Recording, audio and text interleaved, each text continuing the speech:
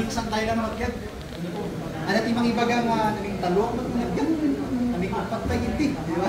Pero kung tutuusin, isang beses na po tayo mamamatay. Sabi nga po ng Bible, naming isa tayo magyag tayo, then sila labos yung nabiyag, sila labos tayo tumat na kasumang kayo.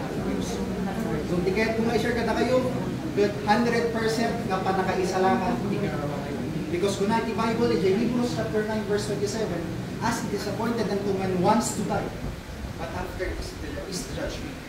Amo tayo, sakit, iti maawanan, iti pamilya, kapsa. Malagit ko, nitatangkugot na tayo man lang, way back February 2021, for almost 1 year na na-diagnose iso na ti rectal cancer. Ito yung lately ka ni Amak, ni Henry. Nakitag tirigat kung ano nga alagaan ti Ama, na makitang nga ti kadarang masaksakitan, nga kung hindi sakit. Tapos tamot lang iti pamilya ni Ate Eric. Nagiti anak na, kada kayo nga kakabsat na, diba? Hindi makita yung ni Uncle sa pulito, tapos JT mapaspasama kayo. Nung itidikal man lang, June 23, 2023, kat kinala iso ni Apo Diyos. Nalpas ni JT biyag na. But kung nati Apo Diyos, that is at the end of our life here on earth. Because there is life after death. Ako na sumamon tayo ito balang araw. Silang one by one kami Apo Diyos. Not by family, but individually. Nung ti-question ko, kada kayo kakabsat, yung gagayang itidito nga lugar. As pangarigan ka di kakabsat.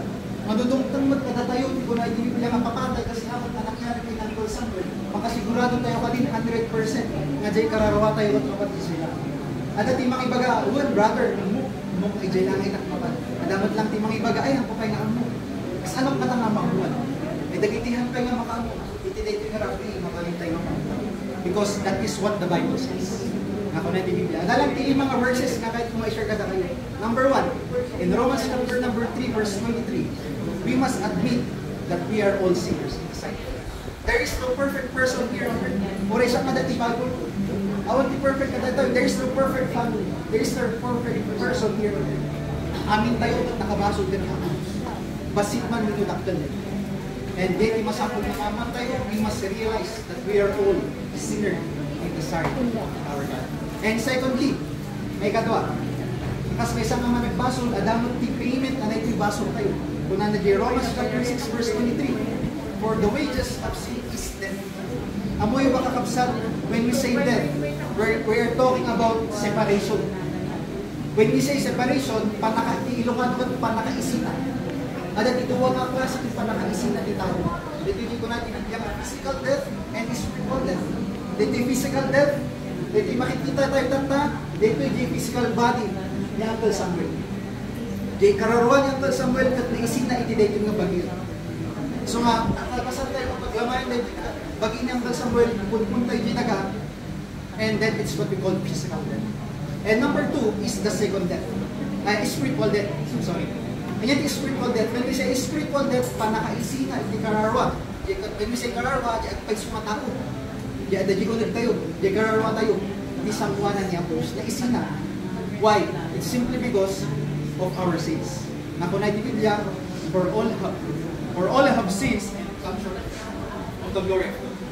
So, kung na di Biblia, adati ko na di Biblia nga second death. Amoy ba ti kabut-butol? When they experience that second death, mga kunat di Biblia, Revelation chapter number 10, verse number 20. In death and hell were cast into the lake of fire. This is the second death. That is what we call second death. So, once na itao at matay, nga hanga na isalakan, ang nga inawag niya sa Kristo, hindi puso na, kas may sa Diyos ng mga isalakan, he or she will experience that second death, eternal death in hell. Amoy ba, kas ano nga kaanong tibasuraan, ang tayo man niya. Naamot. Nung kunat di Biblia, hell is a place of torment. Hell is a place of talagang awanti kapakawan na, awanti baga sa Tagalog, walang kapahingaang pagdurusan. Not only physically, but mentally. Amoy din nasakit ni Jay, ang kalang masaksaktan physically, hindi ka masaksaktan pa Jay, paano ay dapat gaya hindi si Bibiyaga at inawat ko ng si Kristo. Dapat gaya madati Kristo di puso. Dapat gaya in-accept ko iso na tibiyag ko na namati ang gaya kanya. Pero it's too late din, makamsan. Pero, lumamupin nga masigurado, iti-date na rabi ito. panakaisalakan mo, hindi ka rarawag. Kung natin Biblia, there is a good news. And what is the good news? The good news is, 2,000 years ago, Jesus Christ died on the cross of Calvary. Ako na natin Biblia, in Romans chapter 5 verse 8, but God commended His love toward us in that while we were sinners, Christ died for us, for you and for me, because of the love of Christ. Amo yung panakayat ni Apolos kada tayo, everlasting. Aminsan ti parents, adat ti favoritism. Aminsan ni tatang, paborito na ni first child. Aminsan ni nanang, paborito na mag last child. Minsan di na ikadwa, ay pagpaborito ni first child ta, medyo natamtaraki. Pagpaborito ni last child ta, medyo naanos ka nalaka nga maibaon, nagumatang i-store. Diba? Aminsan adat ti kasya niya. Gatangan da iti, ay ayam mo yung maka ni Gerard. Diba? Favoritism. When we talk about God, talks about God, when we say God is love, yung panakayan niya ako kada tayo, that's everlasting. Awat pantay-pantay lang. Wala pong favoritism. Yun po yung kagandahan sa Panginoong Diyos. Iso nga masapul nga aramidan tayo waragtagtan. Manaamuan tayo, nga na Iso Cristo, gaya iti ng bahay, iti karati, asmasyon tayo, iti cross, iti Calvario. All we need to do is to acknowledge that. You must believe on that. And not only to believe, but to accept Him in your life. Awatang iso na dito yung puso, akas may isang Diyos, dahil makisalakan, hindi na naman. Di sarili tayo, we cannot save ourselves. Ni Apo Padi, handa kayo nga kayang isalakan. Ni Apo Pastor, handa tayo nga kayang isalakan. Kung sino man nga mag-stream, nga mag-isalakan kada tayo.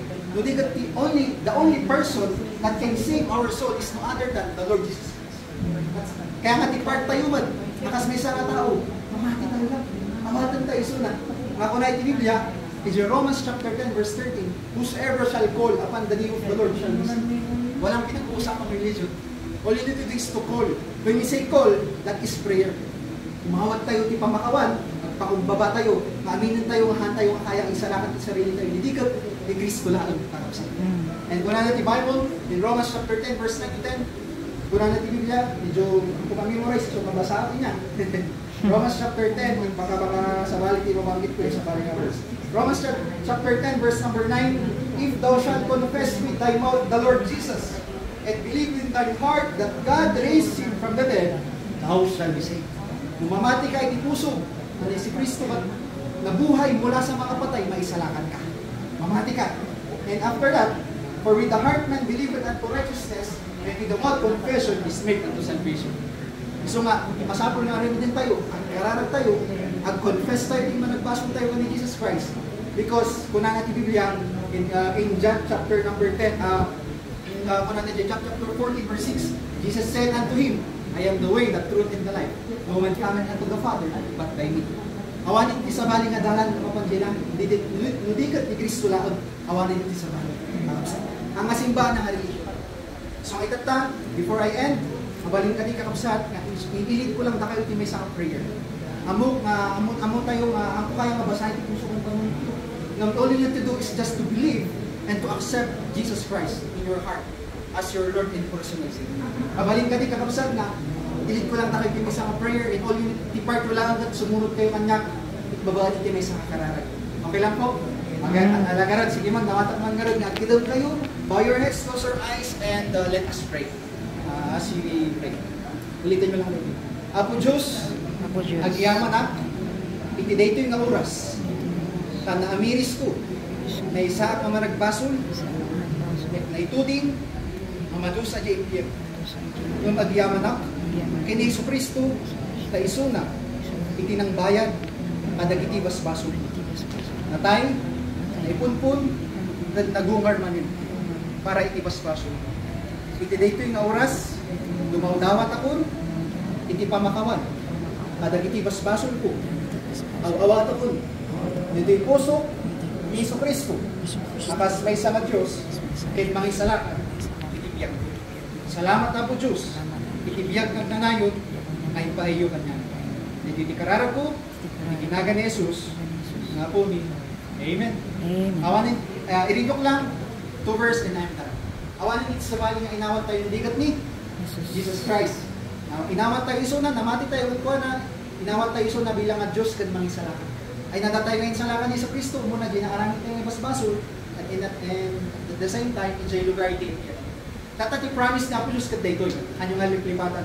In Romans 8 verse 1, there is therefore now no condemnation to them which are in Christ Jesus. Ngitikat na nga sa unday.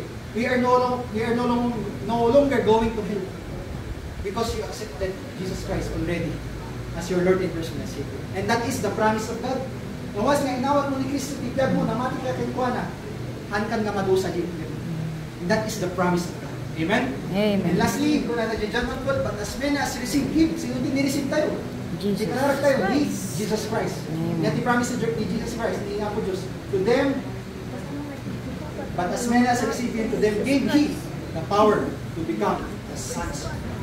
So itantang oras na ito, nung inawat mo ni Jesus Christ, kung natin Biblia, you are now belong into the family of God in heaven. So nga, inyaman nga oras, nadatayo at alani ako Diyos. Natayo mabutang. Bakit? Because mayroong mansion na nag-aantay sa heaven. Yeah. Sabi ng iba, room daw, room. Pero nung binasa ko yung Bible ko, Mansion. sabi niya, mansion in heaven. Diba? Awan man ti mansion tayo, kasi kadadagit nila, kakailan tayo nga, amo tayo nga babak na. Diba? Mamadaman ti mansion tayo. Amen? Yeah. Dito may isang comfort na tayo. Tapos tamit ti pamilya, hindi ibati niya ako sa buhay. Ako, mamati ako, inawat niya ang kasambal ni Iso Cristo, at the Jesunan, no more pain, no more sorrow. Yeah. Diba? At the tayo lamit, awanan ti pain, no more sorrow. Yati at the lamit, rejoicing. Diba? Wala na ti Biblia, we are going to walk into the streets of gold. Yung dito yung daga, pinaghihirapan nila ang gold, di ba? Ubal ito, sakripisyo na tibiyag na, nung medyo langit, but na tayo natin gold, transparent na gold na kung natin Bible in the Revelation. So nga, ang tayo lang tama nila, amok, manasakit, mawanan din ang pamilya, pero our only hope, our only comfort is no other than the Lord Jesus Christ, the Word of God. That is. So, normal lang, nabasbason tayo. Nung kasama ka sa kapsat, nagbaso lang, hindi ang kailangan matanglamit na maman. Mas pangarigan ti may isang anak. Nung ti parents kayo, nagbaso ti may isang anak. Kapay may ibaga ng anak na kailang day, first anak kita ka. Nyaman nga, gaano ka mang kapasaway, anak ka pa rin ng inyong parents. Pero of course, merong tinatawag na chastisement. Bakit po? Kasi kinoy-correct po tayo. Diba? Bakit tayo pinapalo? Kasi mahal tayo ng Diyos. Gusto ng Diyos. Matibiyag tayo. Nakapattern at para. Amen? So, dahil lang ticket kung man-share, tuloy tayo lang, tikanta tayo. And kung sino man ticket na agsurto, dapat din ko na bayaw lang ta. And condolence sa tayo pamilya, at sa akin ko man, antay ko pa wala hindi ko. Ay, last na. Pamilya ng kapasal.